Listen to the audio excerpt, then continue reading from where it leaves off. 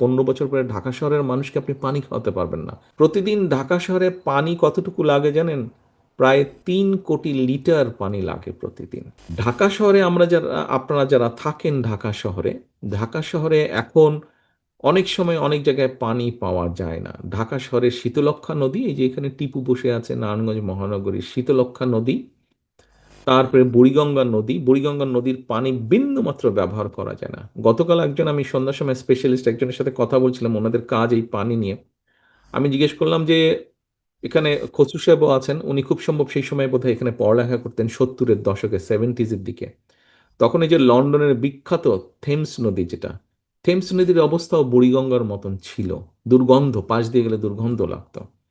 তো আমি ওই ভদ্রলোকের সাথে কথা বলছিলাম যে আচ্ছা, এই বুড়িগঙ্গা নদীর যে এই অবস্থা, এটা কি ঠিক করার কোনো উপায় আছে? উনি বলেন যে হ্যাঁ, ঠিক করার উপায় আছে। আমাদেরকে প্রায় 2 মিটারের মতন বুড়িগঙ্গার নিচ থেকে পুরো মাটি সরিয়ে ফেলতে হবে, এবং আরো কিছু বিষয় আছে, সব সুয়েরেজ লাইন। এখানে ডক্টর জিয়া আছেন, উনি ওয়ার্ল্ড হেলথে কাজ করতেন, ওয়ার্ল্ড ব্যাংকে হেলথে কাজ করতেন। ডক্টর পাভেল আছেন, ওনাদেরও একটু বেসিক আইডিয়াটা আছে। তো ওই ভদ্রলোক আমাকে বলছিলেন যে সোয়ারেজ লাইন, যে ঢাকা শহরে কম বেশি সব সোয়ারেজ লাইনগুলো গিয়ে আমাদের নদীগুলোতে পড়ছে। এই মুহূর্তে শীতলক্ষ্যা, মেঘনা থেকে পানি নিয়ে এসে ঢাকা শহরকে প্রোভাইড করা হচ্ছে। প্রতিদিন ঢাকা শহরে পানি কতটুকু লাগে জানেন? প্রায় 3 কোটি লিটার পানি লাগে প্রতিদিন। কিন্তু এইভাবে যদি নদীগুলো মানে এইভাবে দূষিত হতে থাকে নদীগুলো, শীতলক্ষ্যা থেকে আগে পানি নিত, এখন শীতলক্ষ্যার পানি নেওয়া কোনোভাবেই সম্ভব না। আন্ডারগ্রাউন্ড ওয়াটার লেভেল নামতে নামতে নামতে নামতে 1000 ফিট নিচে চলে গিয়েছে। পাশে নদী, যেটা ইমিডিয়েট নদী বুড়িগঙ্গা, সম্ভব না। শীতলক্ষ্যা নিচ্ছে, বাট শীতলক্ষ্যার পানিও এখন পলিউটেড হয়ে যাচ্ছে, এখন চলে গেছে মেঘনায়। হিরন আরও মিনারেল ওয়াটার মাত্র 50 পয়সায় প্রতি লিটার। কিন্তু এখন মেঘনার পাশ দিয়েও মিল ফ্যাক্টরি হচ্ছে, সুয়েরেজ লাইন বিভিন্ন জায়গা থেকে যাচ্ছে, ওটার পানিও আস্তে আস্তে পলিউটেড হচ্ছে। নেতৃবৃন্দ, আমরা এই বিষয়গুলো চিন্তা করছি কি?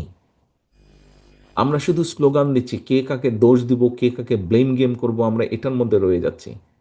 ঢাকা শহরে যদি এই মুহূর্তে 3 কোটি লোক বসবাস করে, হয়তো 15 বছর পরে আমরা যদি এখনই এই বিষয়গুলোতে হাত না দিই, 15 বছর পরে ঢাকা শহরের মানুষকে আপনি পানি খাওয়াতে পারবেন না। 1 লিটার পানি পাবেন না আপনি ঢাকা শহর বা আশেপাশের মানুষকে। আমরা বিষয়টা এইভাবে চিন্তা করেছি কিনা? আজকে মনে হয় সময় এসেছে আমাদেরকে এই বিষয়গুলো চিন্তা করতে হবে। আপনার এখানে অনেকগুলো প্রশ্ন আপনারা রেইজ করেছেন, যারা আপনার প্রশ্ন করেছেন, অনেক প্রশ্ন আছে, অনেক প্রশ্ন আছে, অনেক সমস্যা আছে। সকলে মিলে যদি আজকে আপনারা এই ঘরটা ময়লা করেন, এই ঘরটা ময়লা করতে 5 থেকে 10 মিনিট সময় লাগবে। আপনারা প্রায় 800, 850 মানুষ আজকে এখানে উপস্থিত আছেন। 10 মিনিটের মধ্যে আপনারা অসম্ভব ময়লা করে দিতে পারবেন এই ঘরটা। কিন্তু তারপরে পরবর্তীটা চিন্তা করেন, পরিষ্কার করতে হলে কত সময় লাগবে এবং কত পরিশ্রম লাগবে। কিন্তু ময়লা করার জন্য খুব পরিশ্রম লাগবে না, কিন্তু অল্প একটু পরিশ্রম করবেন, প্রত্যেকে 1 মিনিট করে পরিশ্রম করলে ঘরটা ময়লা হয়ে যাবে। কিন্তু পরিশ্রমটা লাগবে যখন পরিষ্কার করতে হবে।